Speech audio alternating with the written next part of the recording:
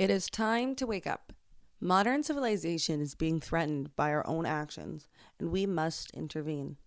We must deviate from the destructive cultures we're practicing that have been exhibited by fallen civilizations if we are to prolong the timeline of modern civilization. If we want to survive, we must fundamentally change how we interact with each other. Before we get into how we might be able to achieve this, let's review the falls of past civilizations. In 2000 BC, the Mesopotamians experienced environmental stressors that led to economic decline and competition. Coupled with political instability and social unrest, they met their demise at the hands of conflict. Then, the collapse of the Roman Empire was a complex fire kindled by political instability and economic problems due to growing populations and power dynamics. Once again, conflict was detrimental to their success. Then, yet again, Easter Island's population growth and consumption of resources contributed to tensions that ultimately triggered wars and famine, leading to their collapse. For each of these collapses, social, political, and economic factors rooted in individualism and accumulation led to conflict. Today, we are but one large civilization. We've colonized nearly every corner of the globe, and when economic and political instability lead to war and conflict, we won't have anywhere to turn. If we neglect to acknowledge humanity's temporal scale or the history of past civilizations, we will continue to repeat mistakes propelled by culture at the expense of modern civilization. Historian Arnold Toynbee once said, "Great civilizations are not murdered. Instead, they take their own lives. It is up to us to prove him wrong." We need to take a step back and realize that there are two possible outcomes for our civilization that depend on if we choose to deviate from cultures that led to the collapses of former civilizations. The first is climate change events becoming increasingly frequent across the world, resource depletion, nuclear warfare, civilization collapsing. Humans either become extinct or extirpated from most places.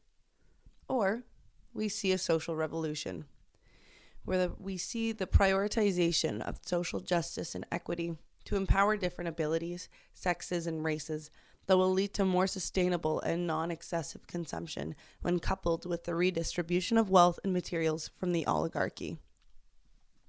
It is imperative to understand that environmental issues are just one component of humanity's crises propagated by culture and history. Only we can begin to address them by rectifying systemic, social, and economic issues. So where does that leave you, the viewer? Well, you may find yourself on either sides of the scale. Apathy and continued destructive behavior, overwhelming, crippling senses of burden and sacrifice. The balancing wedge is doing what you can. For the most part, making environmentally aware decisions and lifestyle choices have always been an option for easing the burden of the climate crisis off of some of our consciences. But we need to make fundamental changes that will lead to more sustainable practices. If individualism and selfishness are what led to the demise of past civilizations, what counterculture will lead to our persistence? Well, reshaping our interactions with people and communities has the ability to reorient ourselves towards a civilization that can save itself. Things like compassion and empathy are essential to appreciating, understanding, and acting against social issues at the heart of humanity's extinction. We must rebel against the culture of accumulation and individualism that has set the historical precedent for unsustained civilizations if we are to survive the decades to come. Only then may we establish a foundation that will allow us to address the environmental issues that may extend our time on the planet. So, if the current trajectory of human civilization is demise, we may either become resigned to this inevitability or we can accept it and exercise and advocate for compassion and empathy in order to prolong the persistence of our civilization. After all, don't you want to model the aspects of civilization worth saving?